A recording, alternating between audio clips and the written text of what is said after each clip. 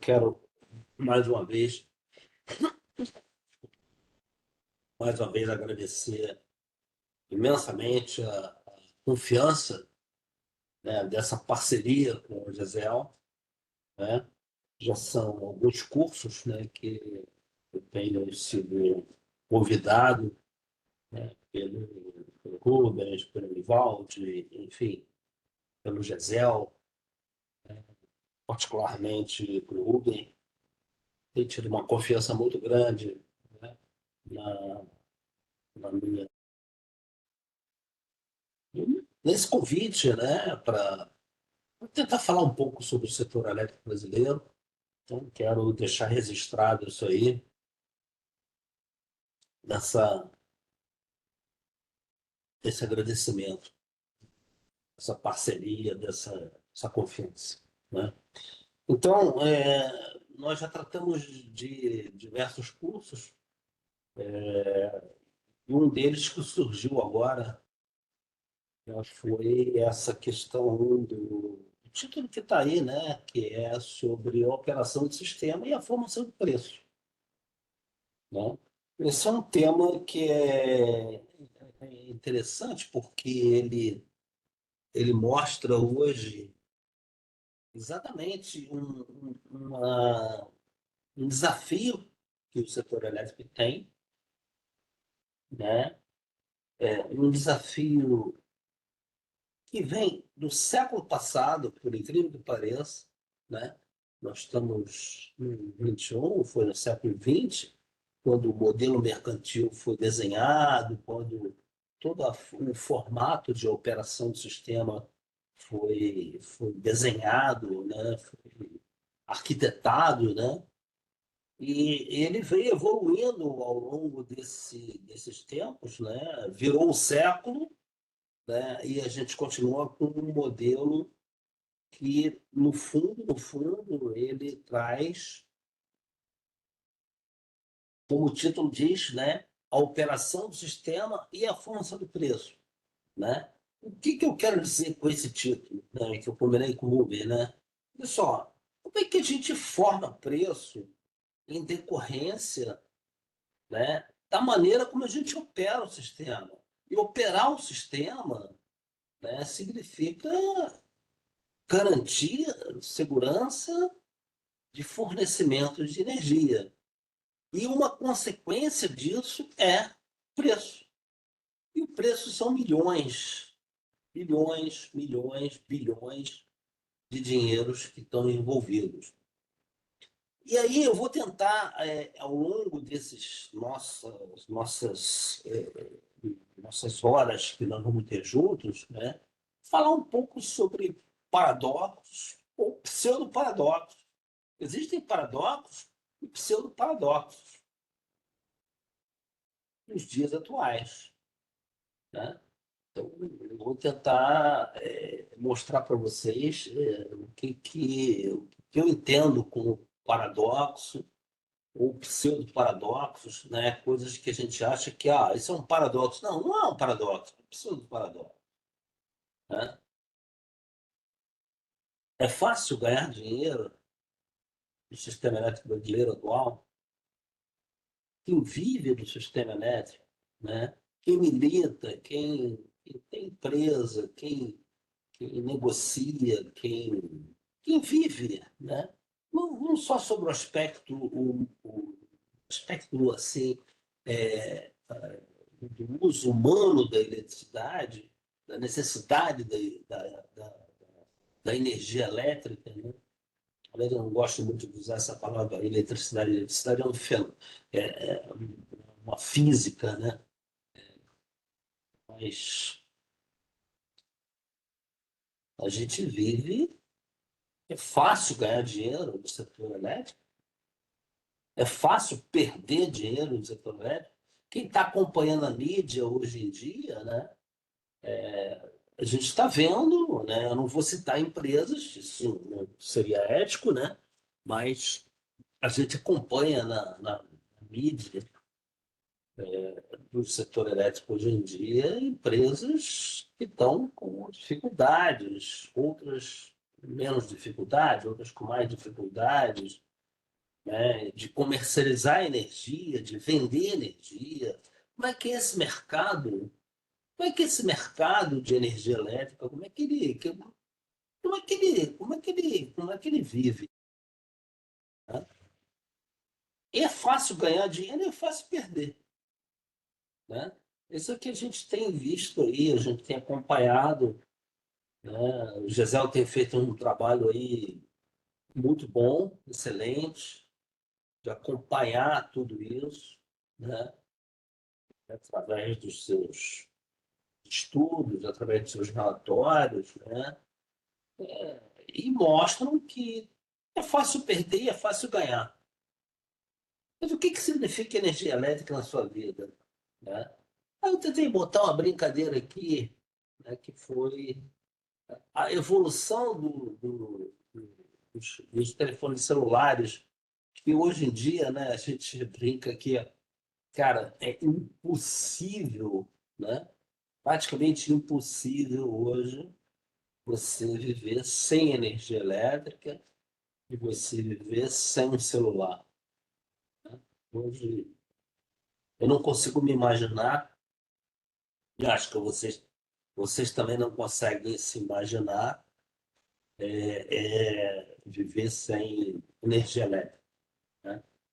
Seja no micro-ondas, seja para esquentar uma comida no micro-ondas, para conseguir, né, comer, seja um forno elétrico, seja um celular. Enfim, a energia elétrica é um negócio que faz parte, né? Hoje é impossível viver sem ela. Mas tem que ter um suporte para isso, né? Você tem que ter um negócio por trás disso, né? Esse é aquela brincadeira, né, que a gente costuma fazer, né? Não existe almoço de grátis, né? Você tem que ter energia elétrica. E energia elétrica custa, tem um custo, né?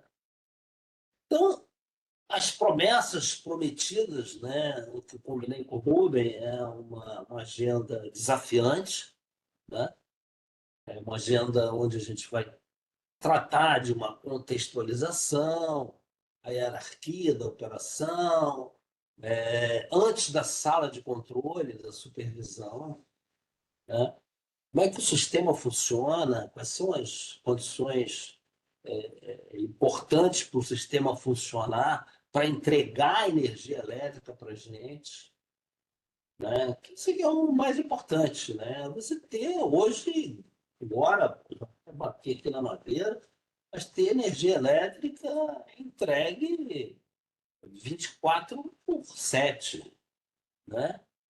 Ou como agora estão falando, né? 7/0, né? Ou seja, não tem tempo ruim, é o tempo todo, né? Quais são os potenciais de mudança, aperfeiçoamentos, metodologias, ferramentas computacionais? O GESEL tem avançado bastante nisso aí, né?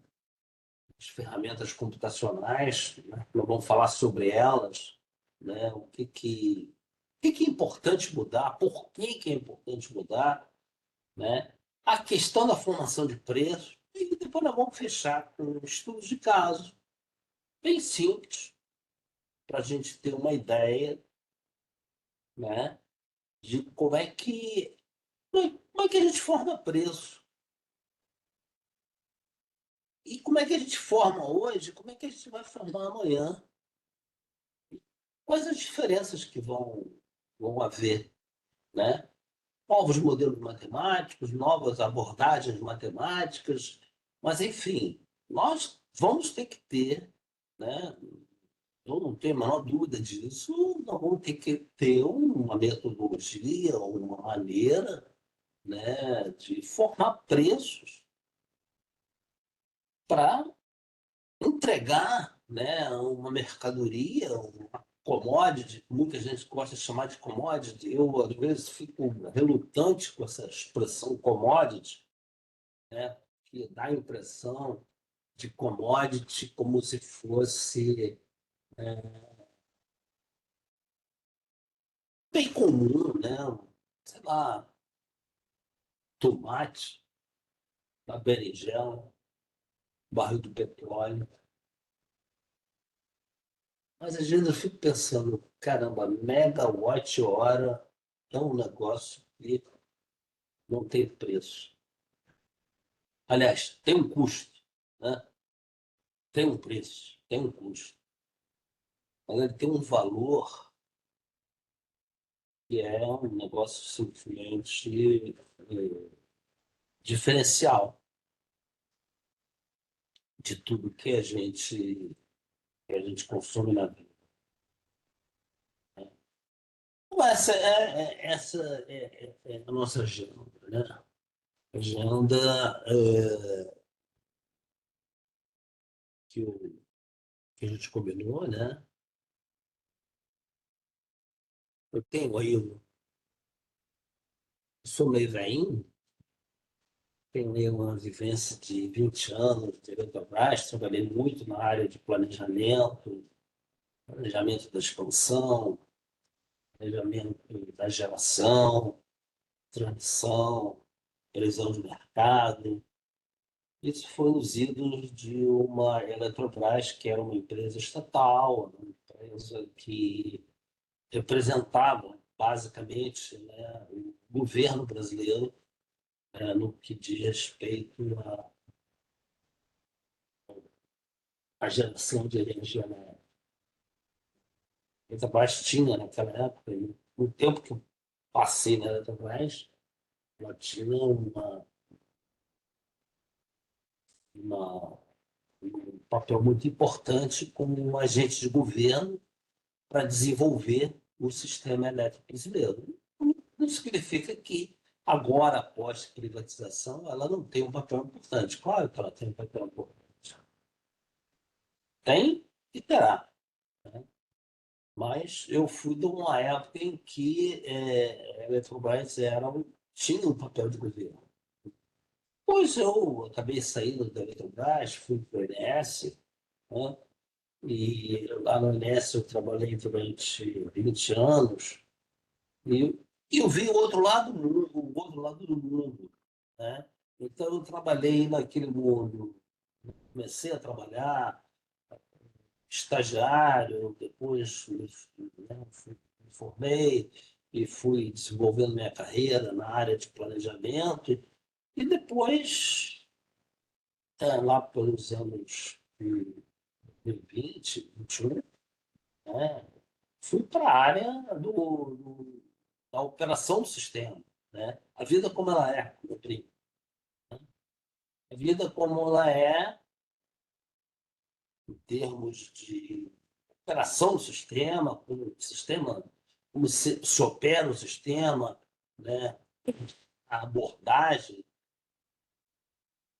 dos modelos matemáticos para operar o sistema, das decisões, às vezes, não matemáticas, né? Nós vamos ver, eu vou tentar mostrar para vocês que, às vezes, existem decisões não matemáticas, não, os modelos não conseguem representar, né, para você garantir, né, o suprimento de energia. Porque uma das coisas mais importantes para mim, é um fato, é um ponto fundamental, né, é que você tem que ter energia elétrica 24/7, né, a cada instante.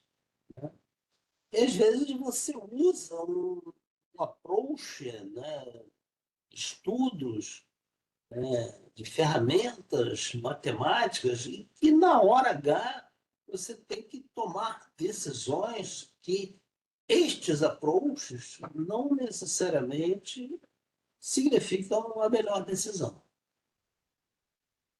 né? Então, isso é um pouco da minha história, eu vou passar rápido sobre ela, perder muito tempo. É uma reflexão que eu gosto sempre de colocar, né, nas, nas minhas apresentações, nas minhas explanações sobre o setor elétrico, né, é que o setor elétrico ele é um verdadeiro quebra-cabeça. Eu gosto disso. É um quebra-cabeça. Né? Aquela coisa que a gente aprende com as crianças, a gente ensina as crianças. Agora, ele envolve muito dinheiro. Muito. Mas muito dinheiro. Né? Tem muito dinheiro envolvido num setor como o nosso. Isso a gente não pode negar. Né? Agora, é um quebra-cabeça engenhado, né, com toda uma regulação, como eu vou falar daqui a pouco, né, toda uma engenharia. Isso é um problema que me preocupa, né, porque hoje eu percebo, hoje, ontem, né, e eu vejo como uma dificuldade muito grande, né, uma assimetria de conhecimentos e informações. A gente não pode, eu gosto de comentar aqui, a gente não pode negligenciar isso aí, de que no setor elétrico, hoje, né, a gente percebe quando a gente lida com as pessoas, quando a gente conversa, quando a gente faz uma consultoria, quando a gente faz uma palestra, né, quando a gente dá uma aula, né, pensa que está dando aula, né, mas está. Né, existe muita assimetria de informações e de conhecimentos, e de um mundo onde pessoas, né, entram nesse mundo, nesse grande quebra-cabeça, que tem muito dinheiro envolvido. São bilhões, bilhões de dinheiro envolvido. Né? E que às vezes as pessoas, né, eu gosto de brincar com essa expressão, né, muito se fala e pouco se diz. Né? A gente vai na mídia hoje, né? Hoje você tem uma mídia extremamente vasta, né? Vários.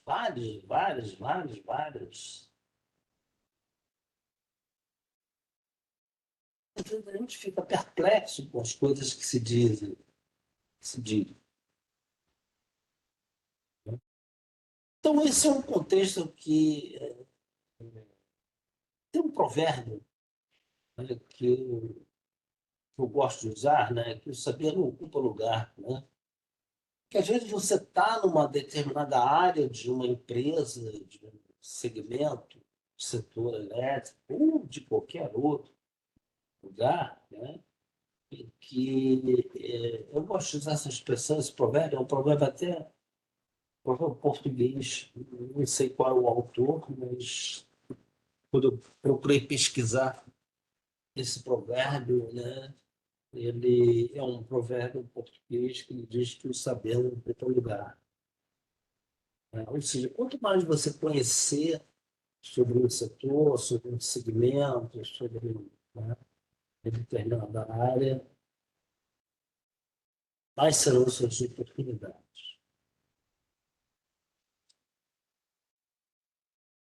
Essa é uma figura que eu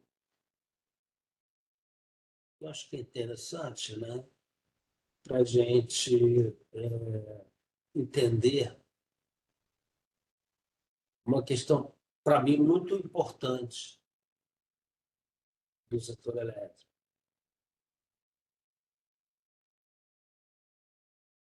Nós temos, de um lado, que somos geração em corrente alternada, vamos entender o que é isso, né? Mas que a gente pode chamar de geração centralizada. Né? Geração centralizada são um conjunto de usinas, né? Várias usinas hidrelétricas, várias usinas termoelétricas, fazendas eólicas, né? Ou seja, várias usinas eólicas.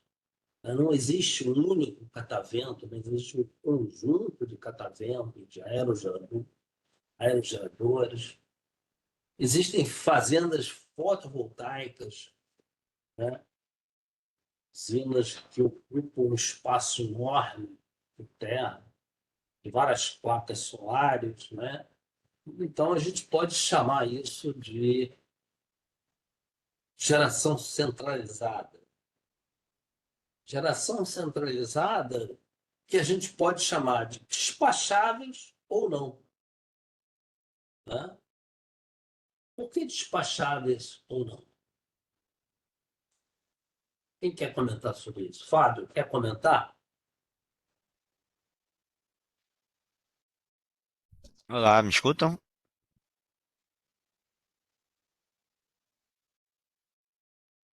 Escutamos, Fábio. Você entende por despacháveis ou não, Fábio? Então, fontes despacháveis são aquelas que a gente pode definir o momento em que a gente quer, em que a gente quer que elas gerem. É, elas normalmente têm restrições, né? Muitas delas têm restrições, mas ainda assim a gente consegue definir o momento em que elas irão gerar, diferentemente, por exemplo, das não despacháveis, comumente eólica e solar, que dependem da disponibilidade do recurso que é incontrolável, né? É, nessa linha aí, sem me estender muito.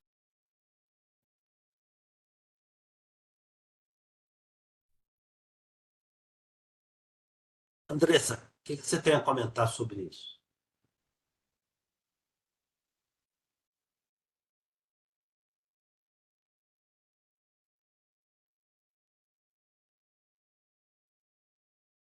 Ana? Ana quer Mário, falar, Ana? eu posso comentar e até algo que eu tenho bastante curiosidade em ouvir a sua opinião, né? Porque o que eu ouço, né, e o que eu vejo, sou advogada, enfim, trabalho na área de energia, e o que eu vejo hoje no mercado, né, por exemplo, a gente tem alguns problemas que a gente consegue ver na frente contratual, né, na frente de operação desses projetos, por exemplo, os renováveis, né, os projetos que têm ali, às vezes, uma geração de energia que é reprimida por conta, né, de outras necessidades sistêmicas. Então, o que eu vejo muitas vezes, quando a gente fala do despachável e não despachável, e que eu tenho curiosidade de entender, Mário, é como é que hoje o sistema vê, né, enfim, essa complexidade cada vez maior, né, de projetos que estão conectados à rede, consumidores que eventualmente têm opções próprias de resposta à demanda, que às vezes tem essa carga toda de geração distribuída que o sistema não vê. Então, essa é uma das curiosidades que eu tenho aqui, entender hoje, né, enfim, como se vê esse desafio do sistema, né, quando a gente pensa do despachável, não despachável, que tem, eu vejo que tem uma coisa muito além disso, né, que é toda essa complexidade de outros agentes que estão cada vez mais influenciando a operação do sistema, mas que não necessariamente estão sujeitos ali a uma ordem de despacho do OMS, né, ou uma ordem, não sei, é isso, não sei se deixei claro aqui a minha dúvida e o meu comentário nessa questão do despachável e não despachável. Jana, eu acho que esse é o grande desafio, né, da gente, da gente entender, né, como é que opera um sistema como esse, né? Um sistema de um conjunto de usinas, né, onde você tem que entregar energia, você tem que vender energia.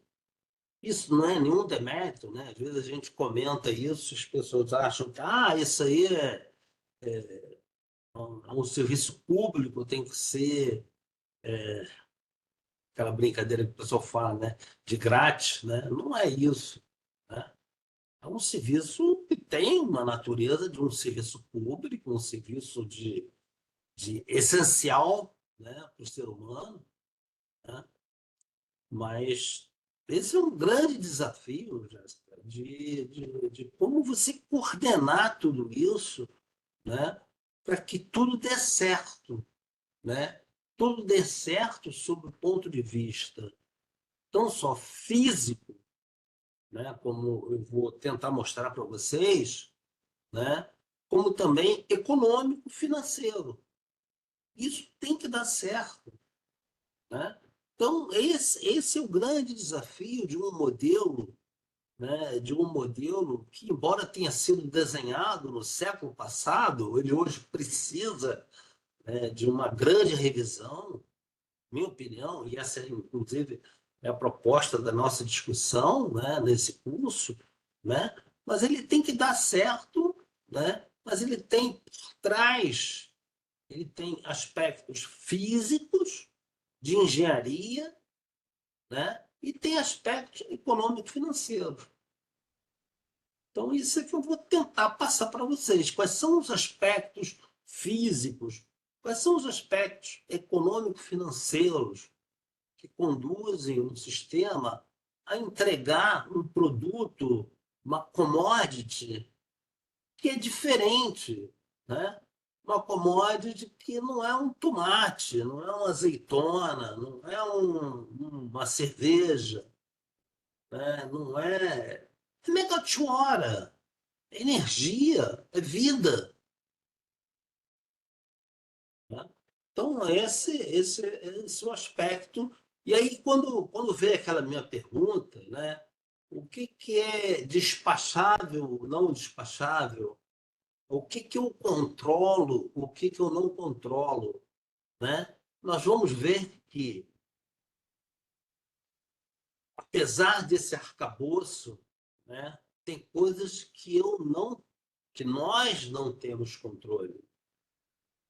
Né? Nós, o que a gente chama de despachos, né, de usina, despacho, eu brinco às vezes com meus alunos, né? Despacho não é macumba, né? Que às vezes a gente acostumou a brincar na infância de que despacho é macumba.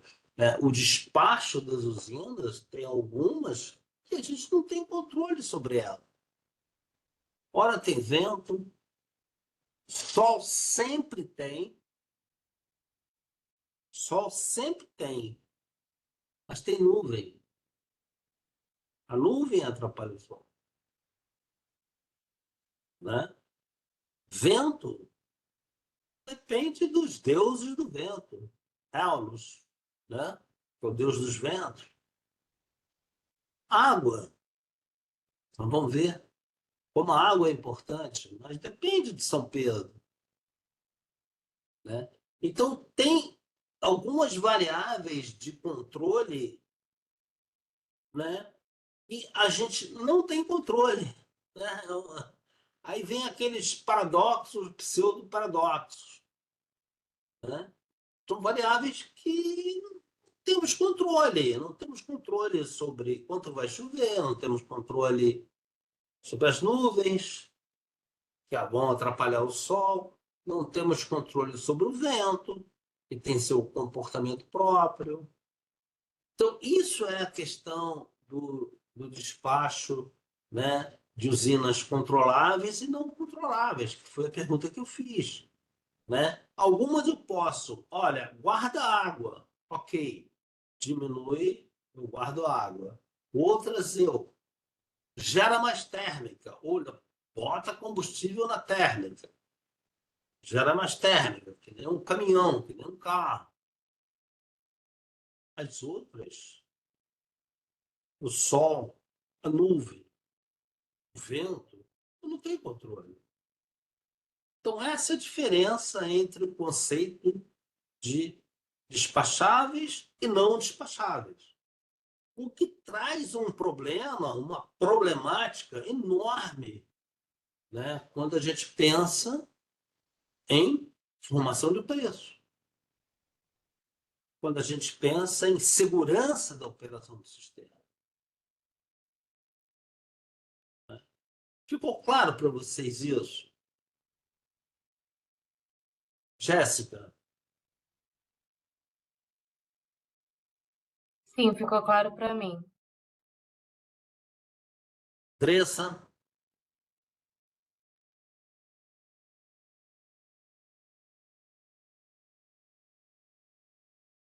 E o interessante, né, Mário, é que quando você avalia constata, né, essa complexidade de operação e junta isso com a formação de preços, aí é uma fórmula perfeita, né, de complexidade, enfim, de entender para onde vai, né?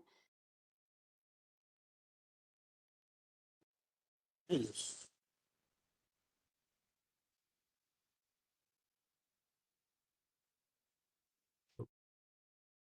Seis.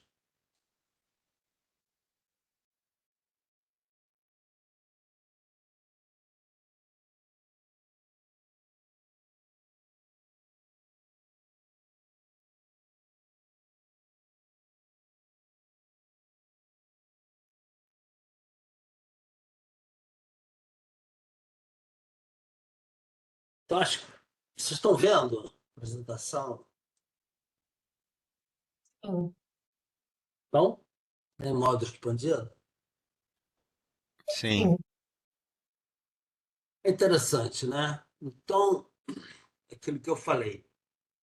Você tem centrais, né, que a gente chama de geração centralizada, né? Tem várias hidrelétricas, nós vamos ver, várias termoelétricas, várias fazendas eólicas, várias fazendas fotovoltaicas. Isso é que a gente chama de geração centralizada, né?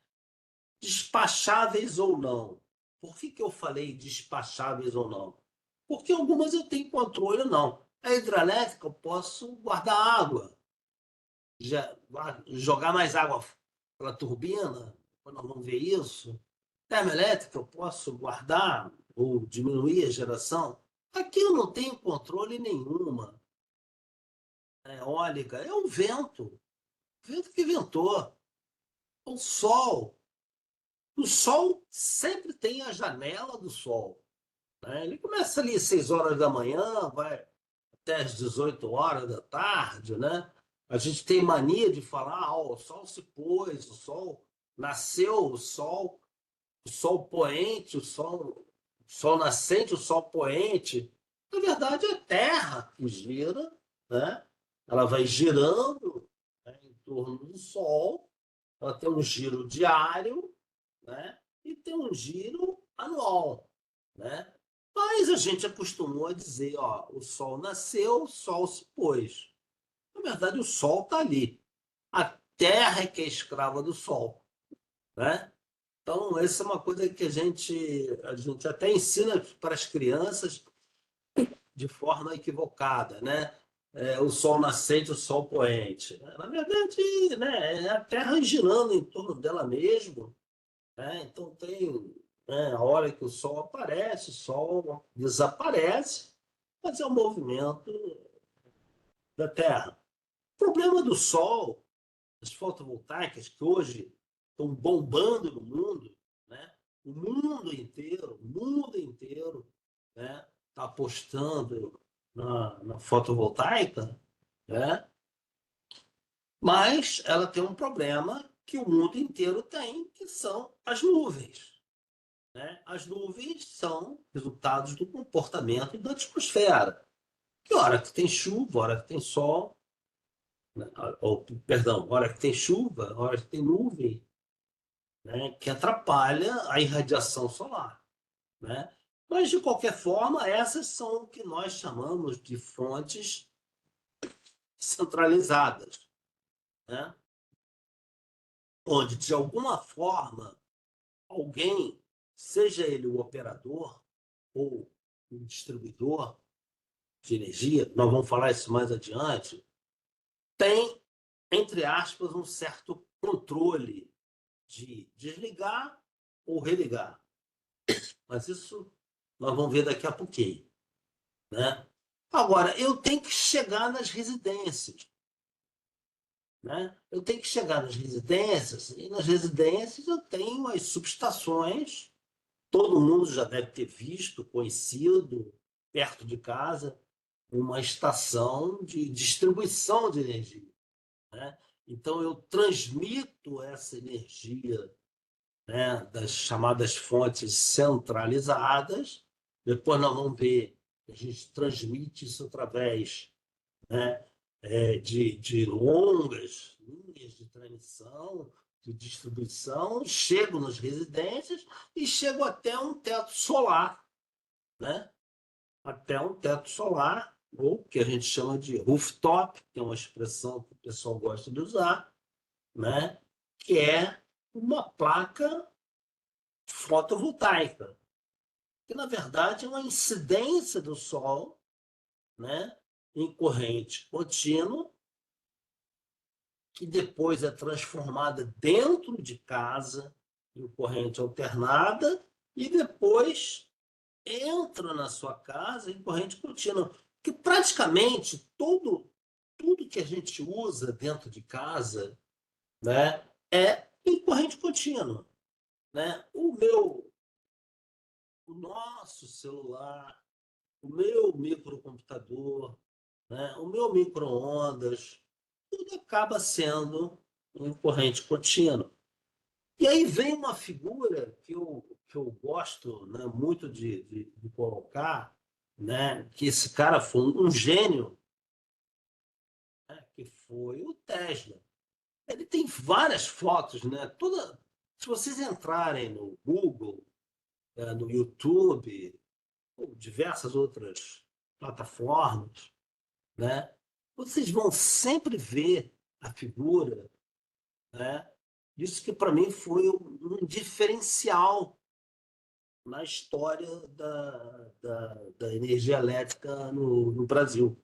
O Tesla, que hoje, inclusive, é sinônimo, né? Ele hoje é sinônimo de um carro elétrico. Ele é sinônimo de um carro elétrico. Quando se fala em Tesla, né? Muita gente logo associa, ó, Tesla é um carro elétrico, né? Um carro movido a energia. Tá? Mas esse cara foi um cara que revolucionou a indústria da energia elétrica, porque foi ele que criou, né? Foi ele que criou a corrente alternada. Foi a invenção dele, né, que criou a corrente alternada. E por incrível que pareça, a corrente alternada que hoje a gente transmite, né, a grande maioria, né, do país, no mundo, né, não é só uma característica do Brasil, mas no mundo inteiro, né? Mas depois nós vamos ver sobre links de corrente contínua, né? A diferença entre uma coisa e outra. Mas esse cara foi um revolucionário, um cientista louco, né? Se vocês entrarem, vale a pena, quem tiver tempo, quem tiver interesse, vale a pena entrar no Google, entrar no YouTube e tentar entender um pouco da história, né, desse cientista, né, Tesla, que hoje é sinônimo de carro elétrico no mundo inteiro, né? Quem já teve a oportunidade de ver, aqui no Brasil, acho que eu não vi ainda, mas tive a oportunidade de ver fora do Brasil, carros da Tesla, né? E às vezes as pessoas não sabem nem quem é esse maluco Tesla. Foi o cara que inventou a corrente alternada e que trouxe um monte de problemas para nós. É incrível isso, né? É um paradoxo, porque a corrente alternada, ela exige hoje, no mundo, na transição energética, ela exige um monte, né, de artefatos, de necessidades de, digamos assim, de contingenciamentos, porque ele inventou a corrente alternada. Esse é um filme, né?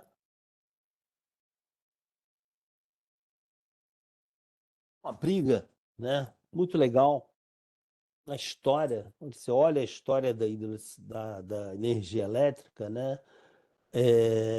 Tesla e Edison. Edison foi o que inventou a lâmpada incandescente, né? Aquela lâmpada que hoje, vocês que são mais novos do que eu, né, talvez não tenham nem visto que é uma lâmpada incandescente, mas hoje são as lâmpadas eletrônicas, né? Mas, enfim, são as lâmpadas que iluminam, né? E o Edison foi o cara que, um cientista, né, também que inventou a lâmpada incandescente. E o Tesla, ele foi amigo do Edison. Eles foram amigos, eles tentaram fazer coisas juntas. Até um dia que chegou que o Tesla rompeu com ele, né? E o Tesla criou a corrente alternada, que foi hoje o que a gente escuta na mídia toda hora, todo artigo, todo dia. Quem acompanha, né, quem vive o setor elétrico, toda hora está vendo, né, o que a gente chama de flexibilidade. O sistema precisa de flexibilidade. O setor precisa de flexibilidade. O setor precisa de leilão de capacidade. O que é leilão de capacidade? Que diabo é isso? Ah, porque eu preciso de flexibilidade. O que é flexibilidade? Né? Então, a história mudou o mundo, ou o mundo mudou a história da eletricidade, que foi esse rompimento entre o Tesla e o Edison, né? Que o Edison era o cara que defendia a corrente contínua. Só que a corrente contínua, quando a gente olha no Google, quando a gente olha no YouTube, quando procura estudar a história da corrente contínua, olha, ela não dava certo, né? Você tinha que botar muitas usinas, você tinha perdas muito grandes, você tinha, né, você tinha que botar várias usinas a carvão, você precisava eletrificar, as pessoas começaram a necessitar de energia elétrica. Aí veio o maluco do Tesla que descobriu, né, que descobriu a corrente alternada. Então, esse, né, é um vídeo, é quase uma obrigação, né, né, que eu brinco, que é quase que uma obrigação para quem milita no setor elétrico brasileiro, mas vai ver uma versão bem infantil, mas que resume alguns conceitos imprescindíveis para a gente entender o setor elétrico, que era literalmente uma briga científica fantástica, né, entre quem defendia a corrente contínua e quem defendia a corrente alternada. O que é isso? Tem um filme que eu costumo sugerir, né? É um filme longo, chega a ser, às vezes, até chato para quem não é engenheiro, quem não é, digamos assim, uma pessoa que vive o setor elétrico dia a dia, né? Que chama-se Guerra das Correntes. É um filme longo, tem mais, acho que mais de uma hora, que mostra cientificamente qual foi a grande discussão entre a corrente alternada e a corrente contínua. Isso foi praticamente um divisor de águas, ou divisor disruptivo, né, da energia elétrica. E o que eu acho mais incrível, o que eu gosto de falar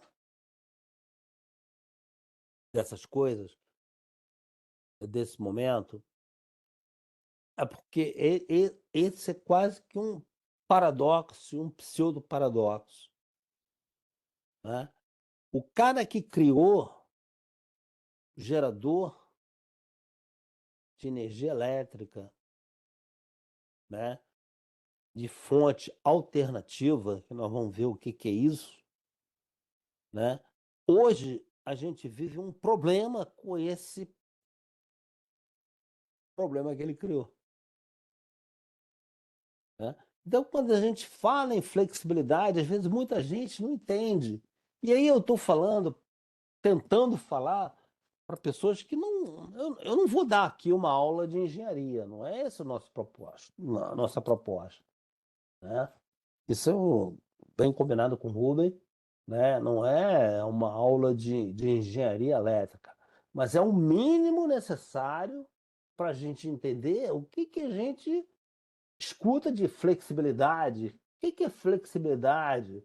Por que essa necessidade de flexibilidade? O que, que é essa neura, né, que o setor vive hoje? Todo mundo fala, caramba, é flexibilidade, o sistema precisa de flexibilidade. O que, que é isso?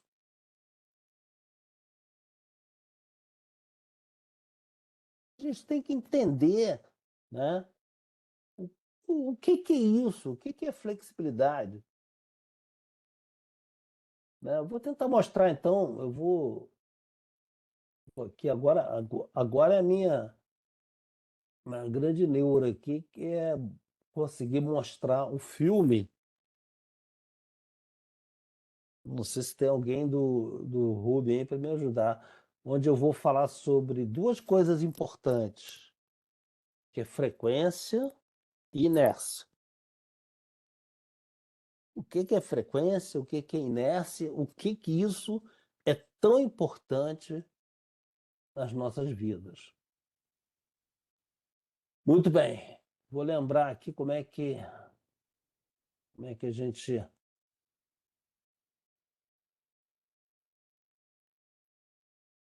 é que a gente consegue colocar o vídeo.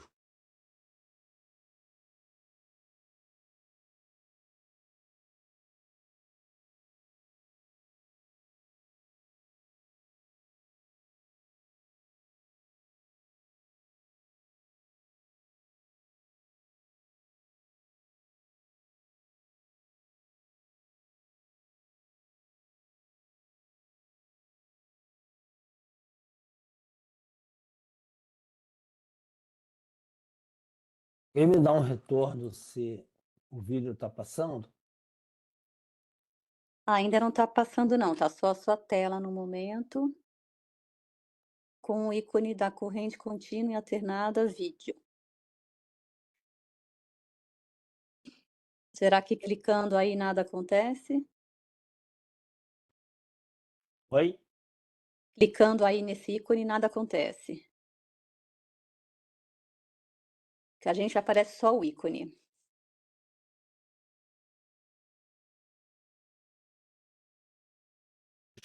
Estou entendendo. Tá passando o vídeo ou o som? Não, não. A gente está olhando só a sua janela com a tua área de trabalho e um ícone do filme, mas o filme mesmo não.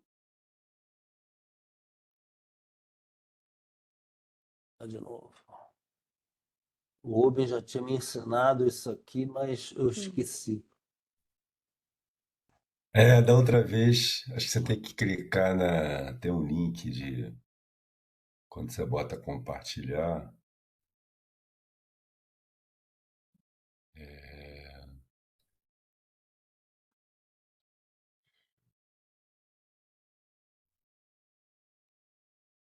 Compartilhar tela. Aí É isso? provavelmente é compartilhar a tela cheia, acredito eu. é, Que aí vai aparecer tudo que está na sua tela e não somente uma é. janela.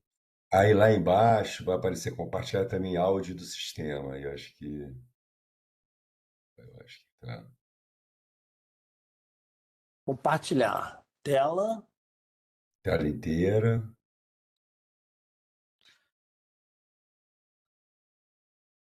Isso, aí vai em tela cheia e aí embaixo aparece compartilhar também o áudio do sistema. Aí tem que ativar isso. Isso, exatamente. Eu acho que por default ele fica desativado. Estão vendo o quê? A tela A apresentação. da sala. Vai ser, esse vídeo é uma obrigação para quem está tal. É engraçado. Partilhar. Aplicativo, câmera avançado, otimizar. Compartilhar áudio do computador. Mostrar na frente do apresentador.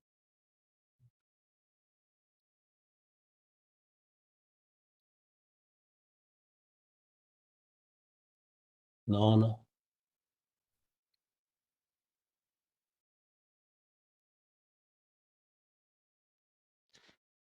Mas se você compartilha.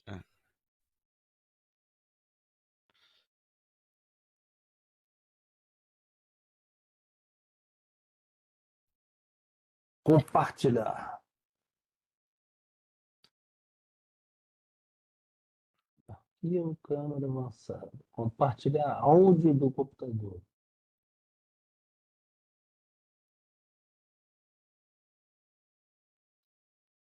Tá?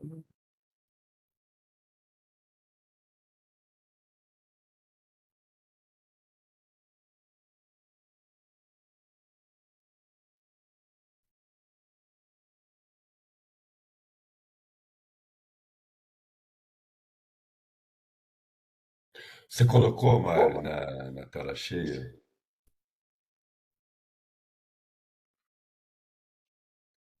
Na tela inteira, no caso? Quando você tem a opção, o janela ou tela inteira? Você Compartilhar. colocou.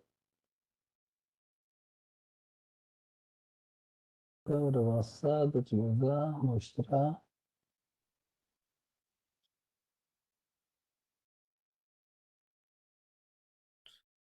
Não, aí vai em Aí vai em tela, tela, na à esquerda, esquerda.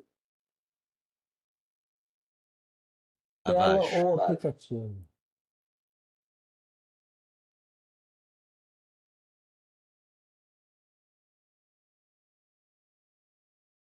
É, isso.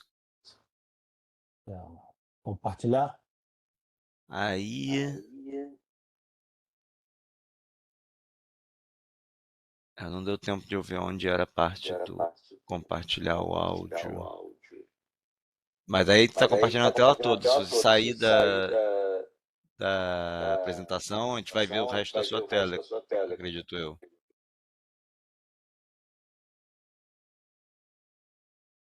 Não, ele interrompeu o compartilhamento. Compartilhar. Tela.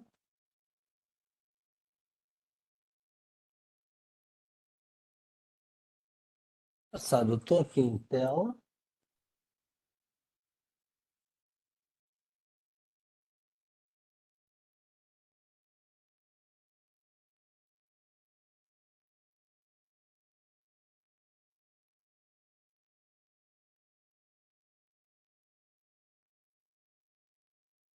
Tela. Compartilhar tela. Automaticamente.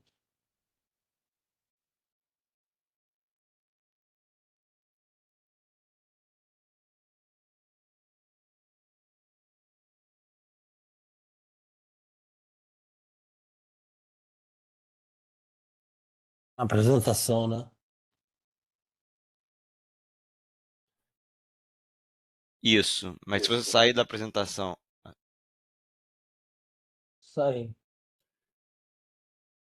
e quando você sai da apresentação ele interrompe o compartilhamento, é isso que está acontecendo? Não, não.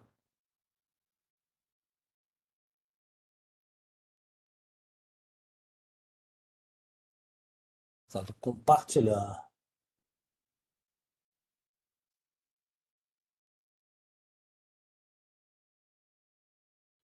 Eu não sei exatamente das coordenadas, porque eu acho que você está no aplicativo, né? E eu tô no. E eu tô no navegador. Então, pelo que eu vi ali quando alguém compartilhou, não é exatamente igual. Se alguém tiver no aplicativo, talvez possa ajudar para dar as coordenadas pro Mário.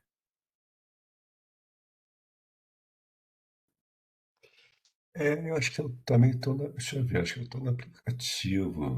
Estou tentando compartilhar. Eu É, acredito que seja compartilhar a tela e abrir o vídeo. Aí quando você compartilha a tela, ele mostra tudo que está na sua tela. Então, A partir do momento, você consegue mostrar o vídeo também.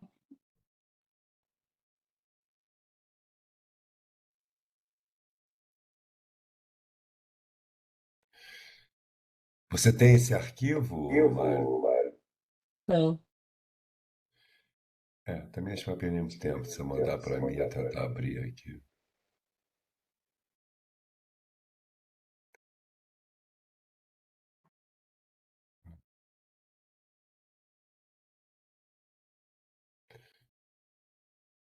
Aqui da outra vez você conseguiu colocar.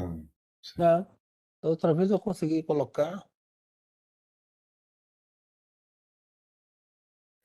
Quando você clica em compartilhar, você vai para a tela inteira. Vai para a tela inteira? Ao invés de clicar em janela, clique na tela inteira. E depois lá embaixo tem compartilhar também áudio do sistema. Clica nele. Tá aparecendo? Compartilhar. Tem a opção ou janela ou tela inteira, não é isso? Tela ou aplicativo, arquivo, câmera, Não, não, gravação. não. Tem janela ou tela inteira, não é isso? Tela. Tela inteira.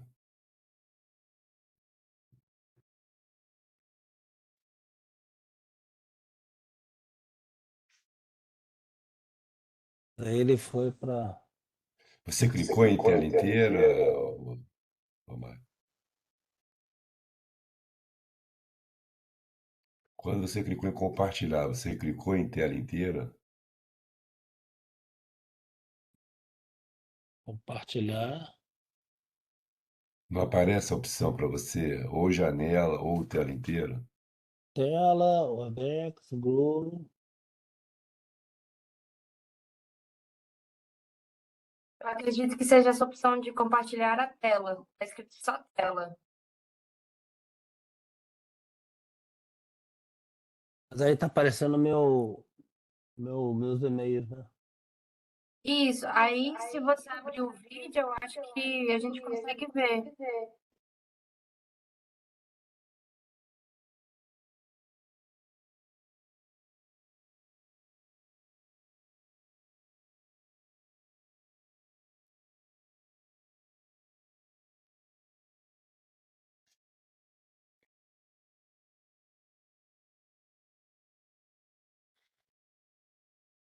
A gente está vendo a apresentação ainda. Não.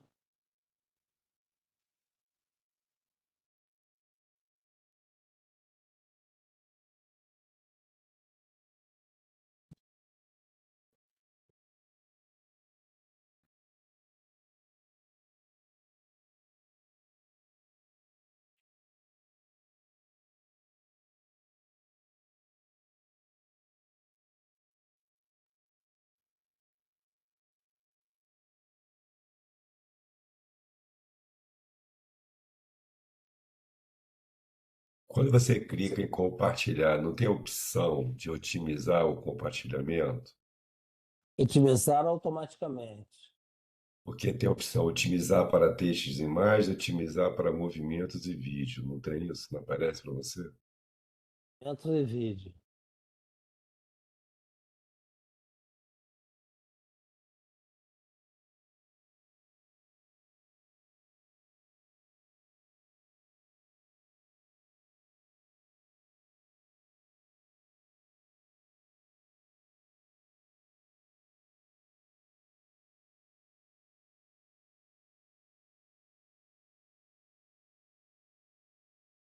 E outro dia eu tinha conseguido fazer isso.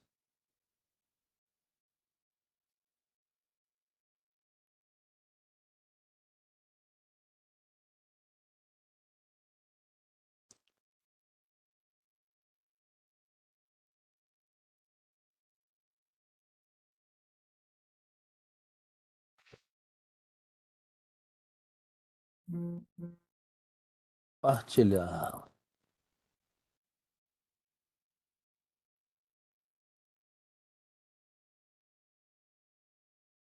Otimizar automaticamente, otimizar textos e imagens. Apareceu aqui. Aí vai a apresentação, né? É, é.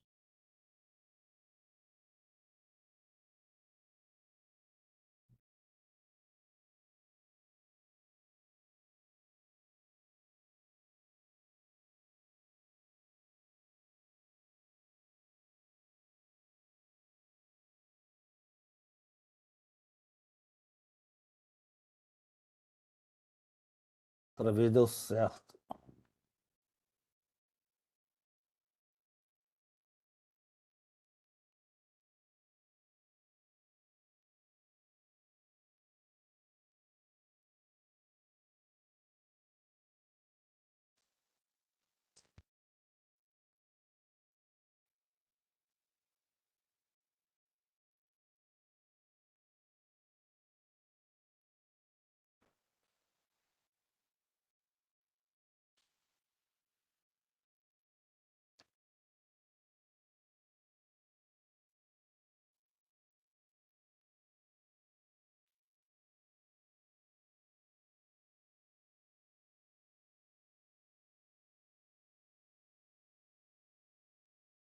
Ô, bem, cadê aquele garoto que ajuda a gente? Ele não tá aqui, ele tá viajando. Tá chegando de viagem hoje. Se eu soubesse que você passar, se eu soubesse que você ia passar um filme. Vou tentar passar o vídeo para alguém. Quem pode me dar? Vou passar para você, Rubem. De repente você consegue passar para alguém? Passa pra mim, eu vejo se eu consigo eu mesmo passar, não sei. Você vai mandar o quê? Pelo WhatsApp? Vou passar pelo e-mail mesmo. Por e-mail? Uhum. Tá.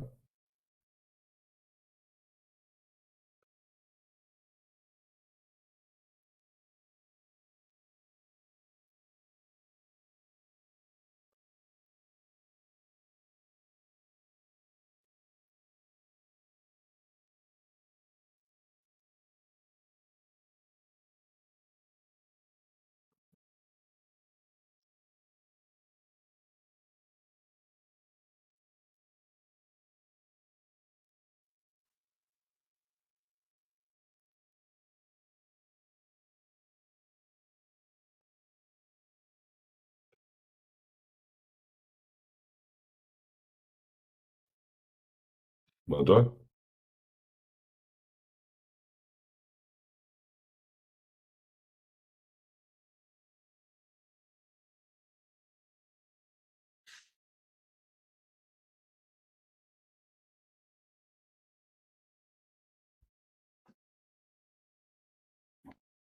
Mandou pra mim, Mário? Tô tentando, peraí, Rubem.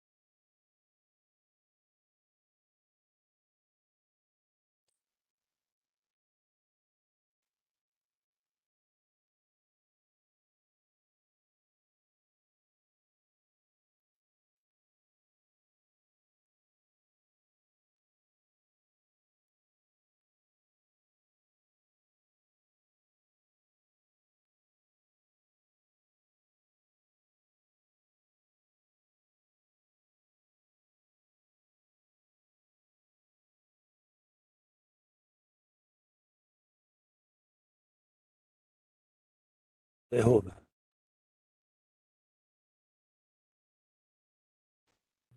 Oi. Mário, se tiver difícil, toca a aula, paciência, a gente depois vê essa coisa do filme, para não ficar Cons- perdendo também muito tempo. Conseguiu receber? Você já mandou? Aham. Não, ainda não chegou, não. Você mandou por e-mail? E-mail.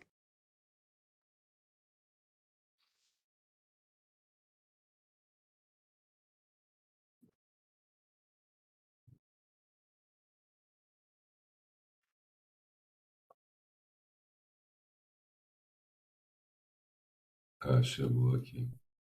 Chegou? Chegou.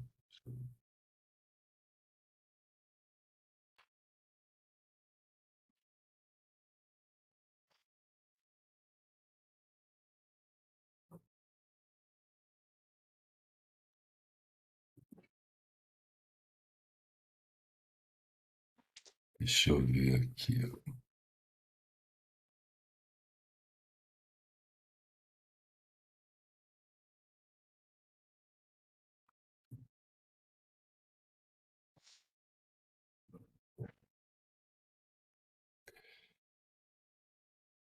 Vocês estão vendo a minha imagem?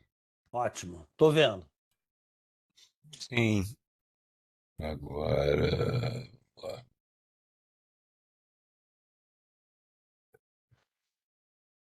Deixa eu ver agora. Vocês estão ouvindo? Sem Não som, tá. Rubem. Não, a gente tá vendo. Não, tá sem som. Vocês estão ouvindo ou não? Estamos vendo, mas não estamos Não. ouvindo. Estamos só vendo a. Ah, tá sem som. Tá sem Tá som. sem som. Deixa eu ver aqui. No microfone do Webex, você tem que selecionar o microfone. Deve ter alguma opção, assim, tipo, microfone do computador ou microfone do. E aí ele vai passar o som do vídeo.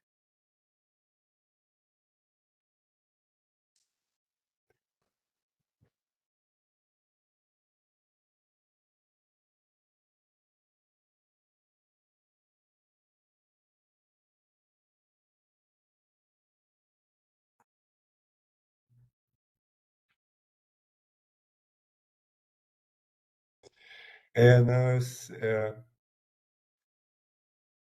Conseguiu achar, Rubens? cara, eu achei. Deixa eu ver, não sei se eu consegui. Se você Consegui. for na tela do Webex, aí onde tem o microfone, você Continua. ativa e desativa. Vocês não estão ouvindo, né? Não. Não. Porque é engraçado aqui no Webex. Parar o compartilhamento. Otimizar.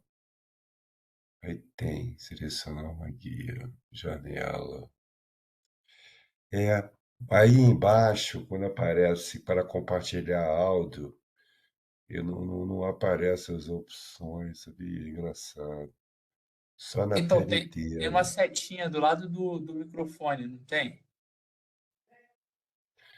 Tem, Aí mas dela ali você vai ter algumas opções, que é o alto-falante, grupo de microfone, enfim. Tem que ali no canto esquerdo ali.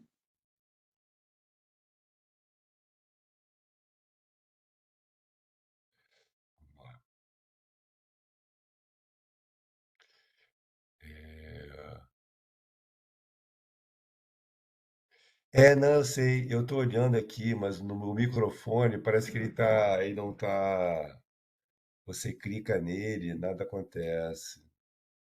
É estranho, parece que não tá funcionando, só funciona quando eu coloco. Mas tem que clicar na setinha do lado, não é no microfone, não. O microfone vai ficar ativando e desativando. Aí tem uma setinha do lado que é opções de áudio. Deixa eu ver aqui, né? Eu vou ter que fazer então. é, Realmente eu vou ter que, deixa eu ver, né? Ativar, pausar a gravação, iniciar, bloquear, opção de reunião. Tem que ter. Pô, que saco. Não. Pô, que droga, cara.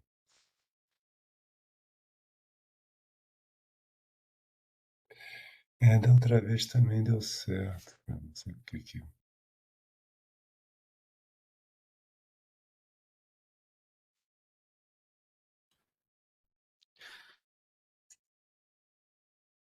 Talvez seja válido seguir e enviar o vídeo pros É, participantes. Essa, talvez que seja isso, para a gente também não perder muito tempo, sabia? Eu também estou preocupado com isso. Eu vou tentar a última vez. Se não conseguir, a gente faz isso, sabe?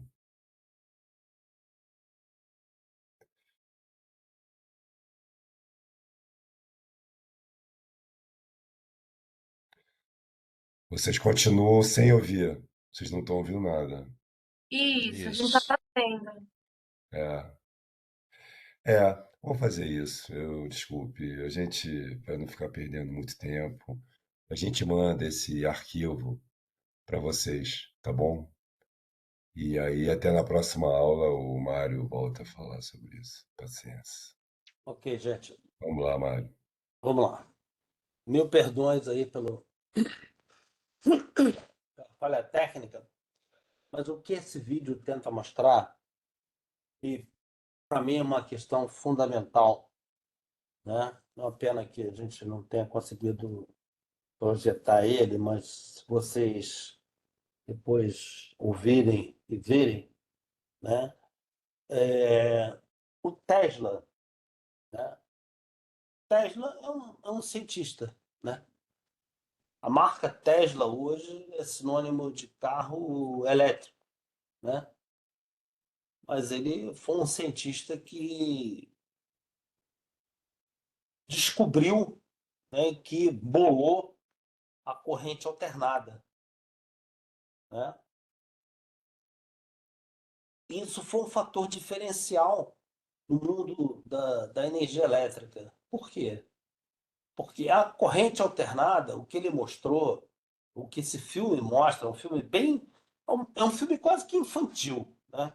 Meus netos adoram ver esse filme, né? Porque ele parece aquela figurinha da Peppa, né? Então, o que ele mostra é que o Edison, ele era sócio. Quando a gente olha a história, né? Se vocês pegarem a história do Tesla, Nikola Tesla, né? No YouTube, no Google, enfim, diversas plataformas, eles foram sócios, chegaram a ser amigos, né? E depois romperam, né?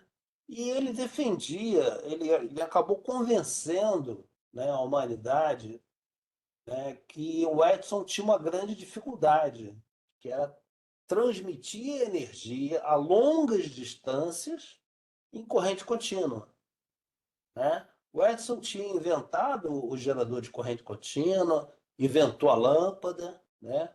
Hoje todo mundo, quando fala em Thomas Edison, associa a lâmpada, né, de incandescente. Agora não existe mais as lâmpadas incandescentes, existem as lâmpadas eletrônicas, né? Mas o Tesla descobriu que, olha, eu consigo transmitir energia a longas distâncias, bastante energia, né, em corrente alternada, que era um negócio que na época foi uma revolução tecnológica, né? Foi uma revolução na engenharia de energia elétrica, né? Com todos os conhecimentos, né, dos vários físicos, né, que estudavam as leis, né, do eletromagnetismo. Então, o filme ele mostra exatamente o que o Tesla inventou. Ele inventou um gerador, né, de corrente alternada. O que é corrente alternada? É uma corrente que vai e volta, vai e volta, vai e volta. E ele descobriu que esse vai e volta, vai e volta, vai e volta, se tivesse uma determinada frequência de vai e volta, ele conseguia transmitir energia sem ninguém perceber. Isso é que o filme mostra que é importante, que é o grande, né, o grande desafio de hoje, né? Ele conseguiu descobrir que esse vai e volta, né, que todo mundo achava, "Ó, isso é uma maluquice, né? O Edison falava, isso é uma maluquice, uma corrente que vai e volta.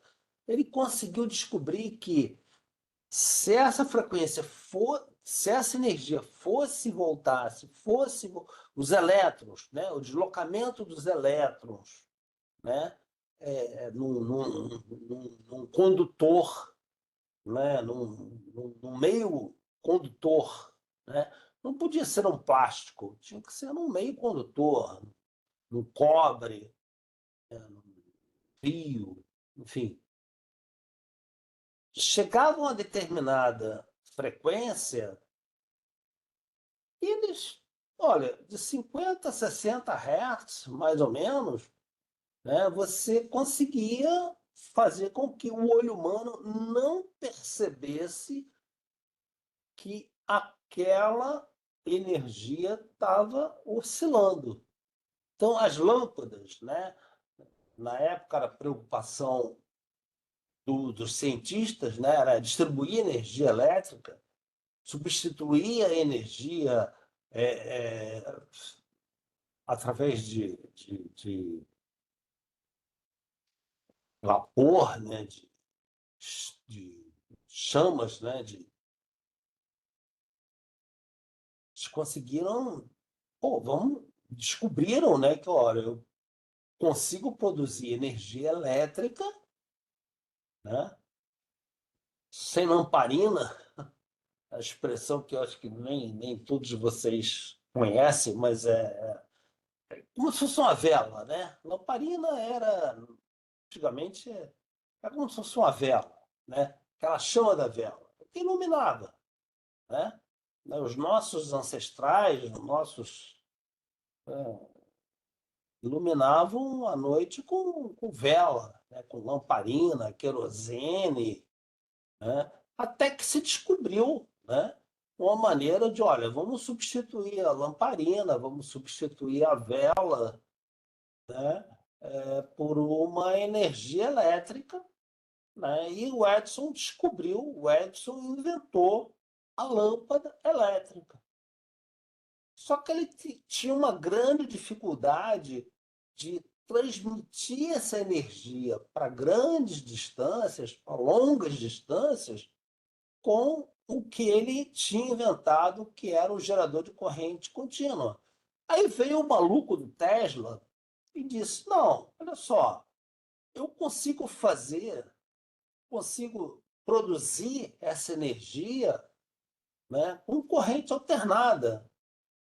Aí todo mundo ficou louco, né?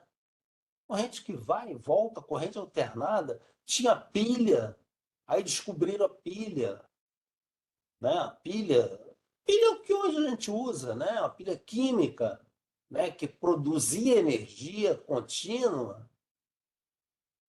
Ele foi ele revolucionou a indústria, né? Isso foi disruptivo, né? Isso foi tão disruptivo que a humanidade toda adotou a corrente alternada. E aí podia ser 50 vezes, né, por segundo ou 60 vezes por segundo. É uma corrente que ia e voltava, de tal forma, o que o filme mostra, né, pena que é lamentável que eu não tenha conseguido mostrar o filme, mas vocês vão ver o filme. O Rubem vai mandar o filme para vocês, né? A energia ia e voltava de tal forma que o olho humano não percebia essa oscilação. Isso que foi mais legal. Isso que foi a grande revolução da corrente alternada, né? Que o olho humano não percebia essa oscilação, né? E ele conseguia transmitir energia a longas distâncias com muito mais capacidade. Aí vocês, pô, mas o que isso tem a ver com o nosso curso, né? O que isso tem a ver com o que nós estamos discutindo hoje? Exatamente esse problema, né, que o Edison, que o Tesla criou, né, que você tinha que ter um gerador de corrente alternada, ou seja, um gerador que produzia, né, através de um sistema de eletromagnético, né, ímãs transferindo energia de um lado para o outro, de um lado para o outro, de um lado para o outro, com menores perdas, com maiores quantidades de energia, sem as pessoas perceberem que aquilo ali era alternado. Só que tinha um grande problema.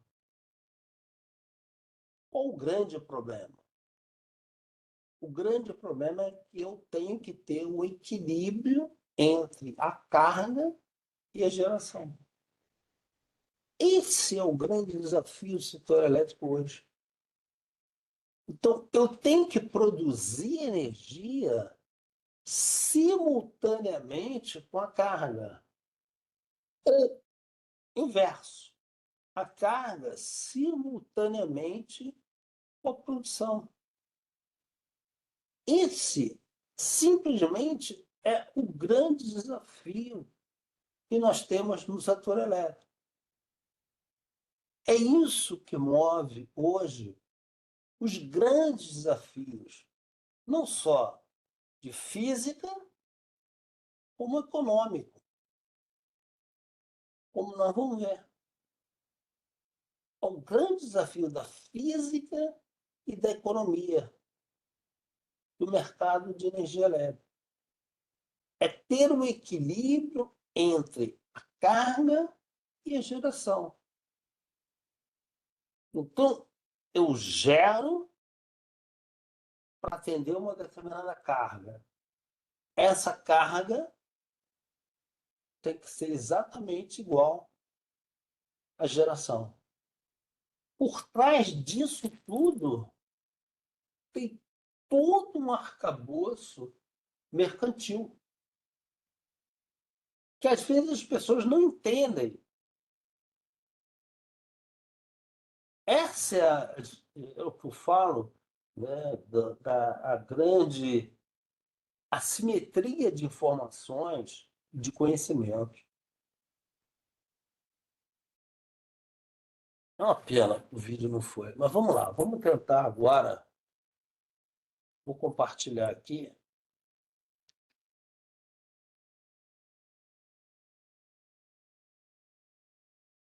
Então, essa foi. Estão vendo? Sim. Uhum.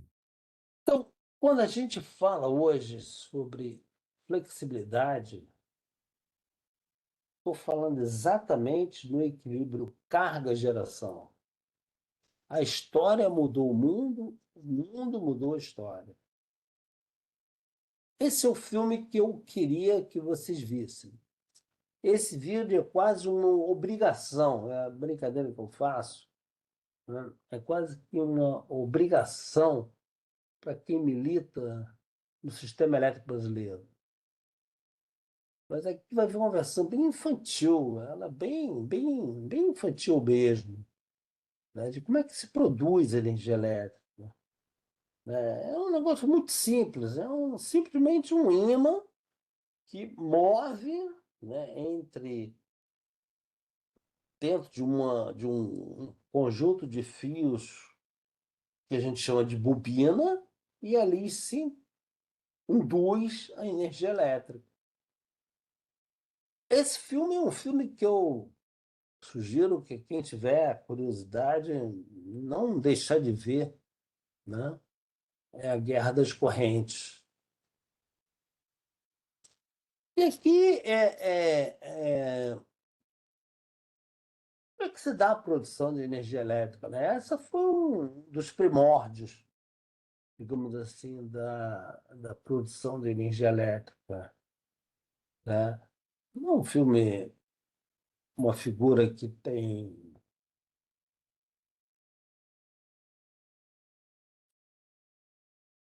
Alguém mandou uma mensagem, eu não vi.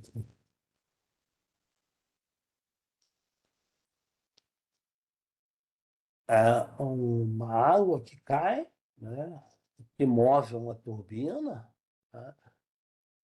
Essa turbina move o eixo de um gerador, então você tem uma energia potencial, né? Uma coluna de água que move uma energia potencial, transforma em energia cinética e move um eixo de um gerador que transforma, né, chamado o milagre da luz, né? O milagre da geração. Esse é um negócio muito importante, né? Porque essa coluna de água se transforma.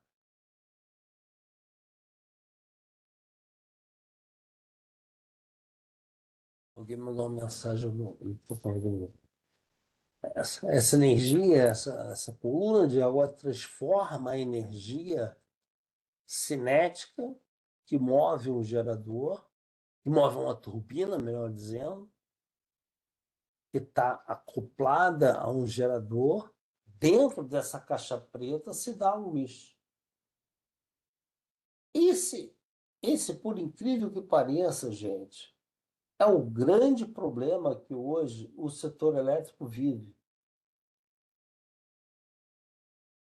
Por isso que eu brinco, todo mundo tinha que entender esse vídeo para começar digamos assim, a ver as questões comerciais, as questões físicas, até mesmo as questões jurídicas. Que é essa grande dificuldade que às vezes a gente tem dentro do setor elétrico.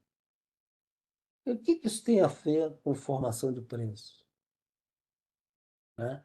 Então, aqui nós temos esse filme, vocês vão ver uma turbina. Isso aqui é o eixo de uma turbina hidráulica que move um gerador. Aqui em cima está o gerador de energia elétrica. Aqui embaixo está a turbina, a água passando por aqui. Aqui está uma turbina aviônica. O avião é uma turbina. O que move um avião é uma turbina. Inclusive, nós usamos muito nos sistemas elétricos, né, no sistema elétrico brasileiro, nós usamos turbinas que nós chamamos até de turbinas aviônicas. São turbinas que são movidas por uma explosão de combustível que movimenta essa turbina e que gera um impulso. É uma turbina aqui que tem um processo de combustão, né, uma explosão de combustível. Essa explosão de combustível movimenta as pás de uma turbina. Nas pás dessa turbina estão os geradores. E aqui uma eólica. Aqui é para mostrar, quando vocês verem os filmes, o que nós chamamos de, primeiro, eu tenho que ter movimento e eu tenho inércia, eu tenho energia cinética, né? Então, imagina um sistema que tem uma massa de energia muito grande para girar, uma massa de energia menos para girar, né? Eu tenho aqui um catavento muito mais leve. Por que isso é importante? Porque hoje a gente discute no setor elétrico, né, a questão de flexibilidade. O que é flexibilidade?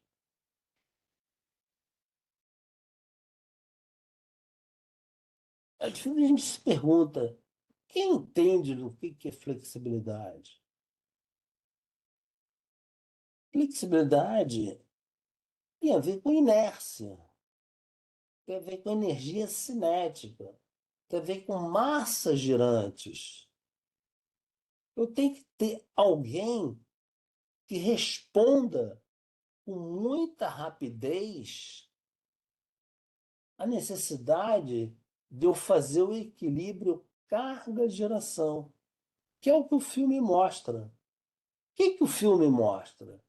O filme mostra que, olha, eu tenho que ter 60 Hz. Vocês vão ver, é uma pena que eu não pude mostrar o filme, né? Mas vocês vão ver que, olha, eu tenho que ter 60 Hz, né? Ou 50 Hz. Brasil, 60.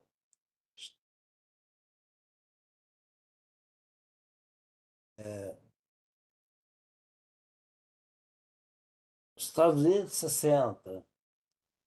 Grande parte da Europa, praticamente toda a Europa, leste europeu, 50 Hz. Não faz muita diferença, 50, 60.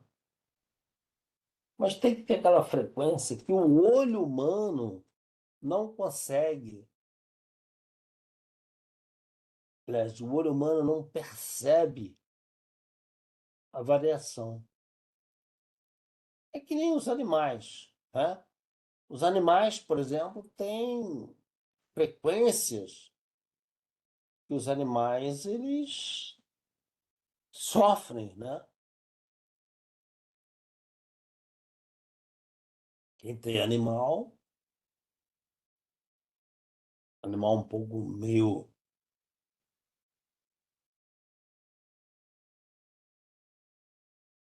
não vou dizer selvagem, mas normalmente desconfortável, né?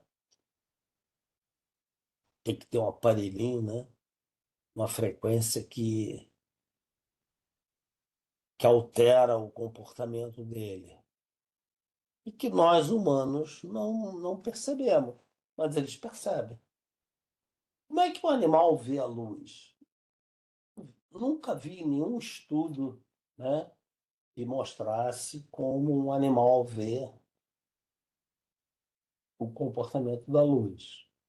Mas nós, humanos, hoje, vocês, estamos vendo aqui, né, uma figura, um slide, sem nenhuma percepção de que eles estão piscando. E, na verdade, estão piscando. Na verdade, eles estão piscando. Só que a gente não consegue perceber pela frequência. Essa é a grande descoberta. Essa foi a grande descoberta no Tesla, né? Que hoje é sinônimo de carro elétrico, mas foi a grande descoberta dele, de produzir energia elétrica numa frequência vai e volta de elétrons para lá e para cá, para lá e para cá, para lá e para cá, ou 50 vezes por segundo, ou 60 vezes por segundo, e que ninguém percebe. Só que eu preciso ter o equilíbrio disso. Esse é que é o problema da transição energética. É que eu preciso ter energia suficiente, necessária, suficiente para manter esse equilíbrio de geração e carga 50 ou 60 reais. Esse é o paradoxo do Tesla, que eu chamo, né? Paradoxo do Tesla porque ele, na verdade, criou um problema. Ele fez uma descoberta, ele gerou um desenvolvimento que a humanidade toda, todo mundo, o mundo inteiro consome energia elétrica de forma alternada e depois de algum tempo começou-se a desenvolver a corrente contínua. A tal da corrente contínua do Edison. Mas que aí não dava mais tempo de você injetar corrente contínua diretamente nos sistemas de distribuição. Então, a corrente contínua, lá do Edison, quando ele disputava com o Tesla, ela foi evoluindo, né? Com equipamentos de válvulas, de corrente, transformação de corrente contínua em corrente alternada, os transformadores, os transformadores não, que a gente tem dentro de casa, né? Quando você tem um telhado fotovoltaico, né, você, na verdade, você transforma, recebe corrente contínua e transforma em corrente alternada. Aí depois os retificadores, né? Faltou a palavra, retificadores. Aí você transforma a corrente que chega do Sol, fótons, né? Que chegam nas placas fotovoltaicas, aí você transforma aquilo, né, em corrente alternada para entrar dentro de casa, e dentro de casa, aí você vai na tomada da sua casa, e ali tem um aparelho que tem um transformador de corrente alternada em corrente contínua. Assim é o micro-ondas, assim é o seu celular, carregador de celular, assim é a televisão. Então, é interessante essa história da, da eletricidade, né?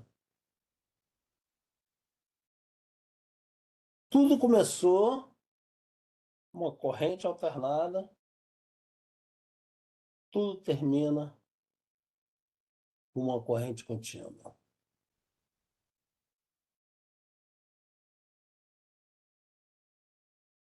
E aqui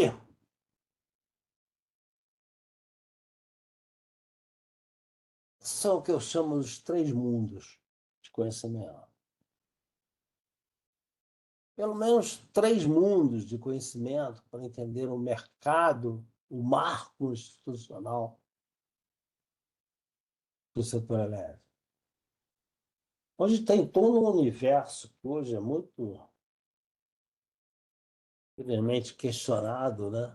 Sem nenhum aparato político, mas um universo de ciências e das agências reguladoras, né? Então, eu gosto de usar essa figura porque ela, para mim, tem três vetores de conhecimento, né? Que uma pessoa que vive no setor elétrico, né? Que está entrando no setor elétrico, ela tem que ter, pelo menos, essa noção, né?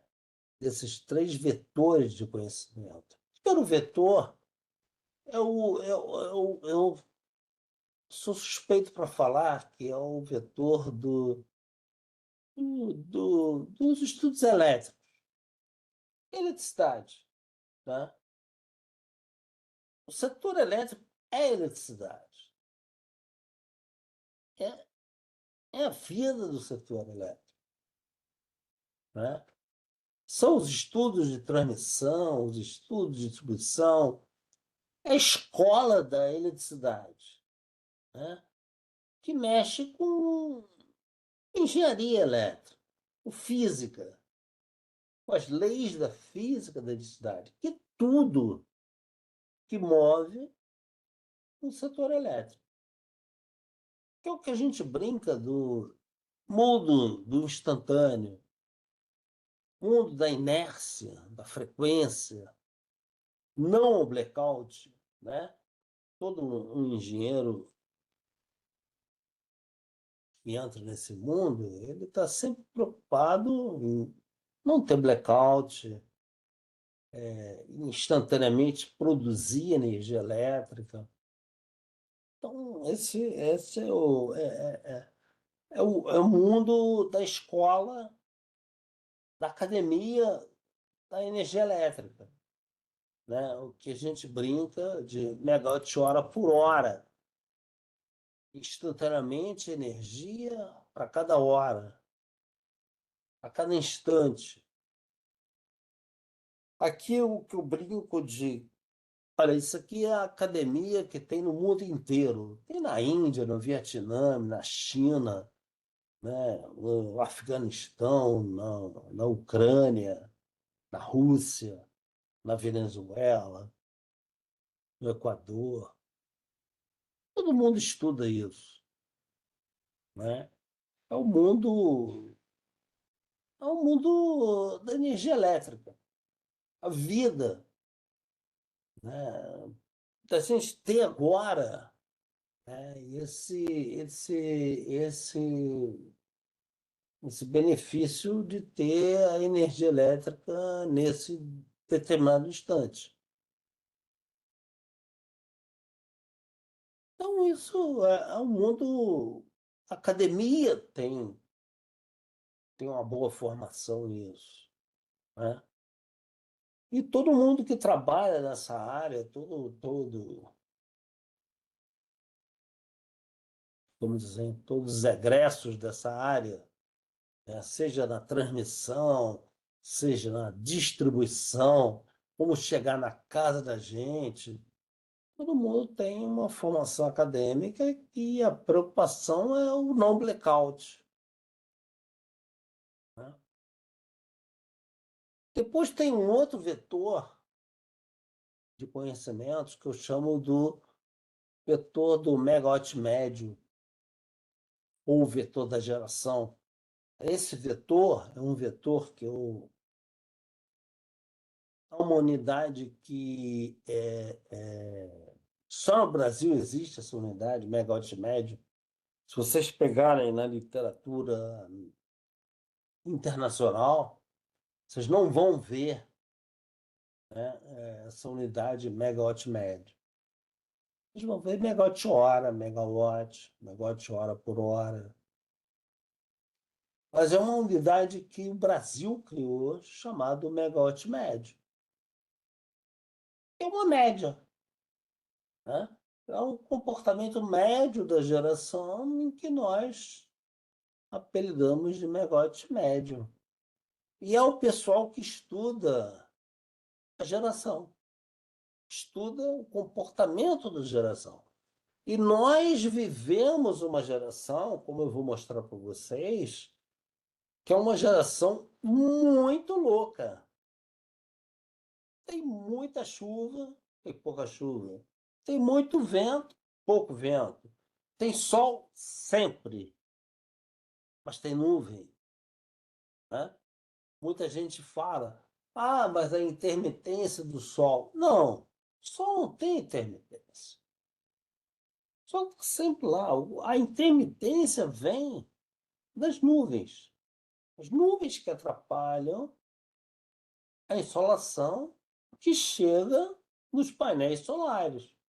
Então, quem tem um rooftop, quem tem né, oportunidade de ter um teto solar, de ter uma placa voltaica, percebe, né, que tem horas que gera mais, tem horas que gera menos. Então, esse mundo da geração é o chamado mundo das incertezas. Eu não tenho a menor certeza do que vai acontecer. Quanto vai chover? Quanto vai ventar? O vento tem seu comportamento próprio, né? O vento depende do movimento da Terra, do giro da Terra, das condições meteorológicas, depende das chuvas, que podem diminuir o vento ou não. A geração hidrelétrica depende das chuvas, das vazões que chegam. A fotovoltaica depende das nuvens. Então, a geração é um mundo de incerteza. É o chamado mundo da média. Por isso que a gente brinca, né? Eu uso essa brincadeira, né?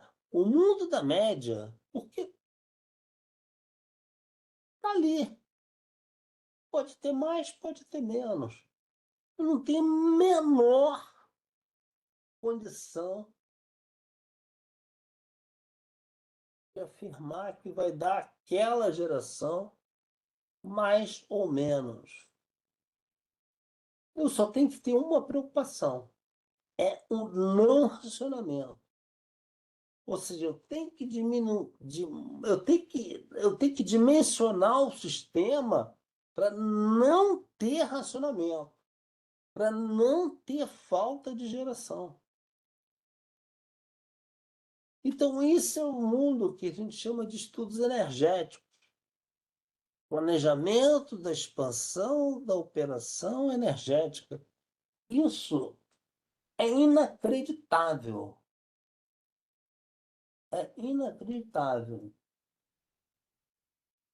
Graças a Deus, sem fazer nenhuma média, já fazendo média, o Gesel está preocupado com isso. Porque a academia brasileira, ela nunca se preocupou na formação desses engenheiros ou desses profissionais.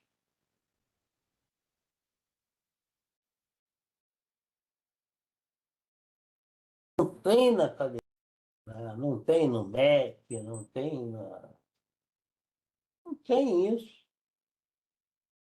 Aí vocês perguntam por quê.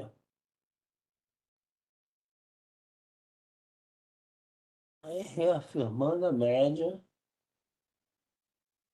aí o Gesel sempre se preocupando em formar pessoas, seja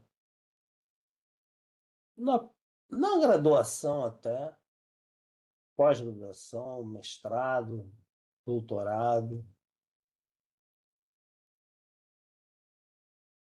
formar profissionais que tenham esse conhecimento, que tenham essa aptidão, né, para entender esse comportamento da geração da energia elétrica no Brasil, seja ela hidrelétrica, que depende da chuva, depende das vazões. Chuva se transforma em vazões. Vento que faz movimentar os cataventos. Sol está sempre lá, mas tem as nuvens por baixo dele. E tem todo um comportamento estatístico, tem toda uma engenharia, tem toda uma formação estatística. E aí vamos para o comercial. Olha, ninguém faz tudo isso por amor. Ninguém vive por amor. Você tem que ter negócio. Você tem que vender energia elétrica. Tem esse outro mundo, que é o chamado mundo do mercado. Quais são os melhores contratos? Qual é o PLD? PLD máximo, PLD mínimo, PLD teto, PLD alto. Como é que funciona isso? Eu não vou fazer tudo isso por amor, não vou entrar num negócio desse por amor. Eu vou entrar num negócio desse procurando ganhar dinheiro, procurando não perder dinheiro. Aquele primeiro slide, segundo slide que eu mostrei, como se pode perder, como se pode ganhar. Esse é o grande desafio do setor elétrico hoje. Você pode perder muito dinheiro e você pode ganhar muito dinheiro. Mas uma coisa Uma coisa que eu acho importante, que faz o diferencial de um profissional no setor elétrico, é conhecer esses três mundos. Ou melhor, esses três mundos e esse universo. Qual é o universo? O universo da regulação. Né? O universo da regulação. Qual é o universo da regulação? Como funciona o mercado? Como funciona a transmissão? Como funcionam os contratos? Tudo isso tem que ter regulação. Desafio enorme, enorme. Para quem vive, quem quer viver no setor elétrico, isso é um desafio enorme. É um grande desafio. Ser um pouco de tudo. Não basta exigir que seja especialista. Não. Aqui você tem engenharia brava. Aqui você tem engenharia também brava. Aqui você tem muita área de comercialização, muita área jurídica, muita área jurídica. Nesse mundo aqui, a gente precisa de muito apoio dos advogados, daqueles que entendem das leis, da regulamentação. Mas tudo isso regido por esse universo da regulação.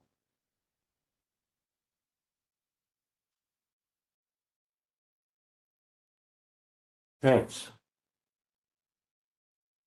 foi demais?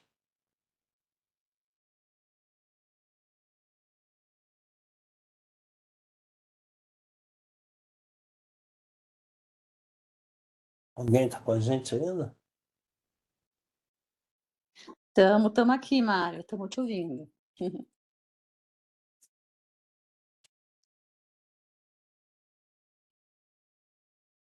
Alguma questão, alguma coisa ainda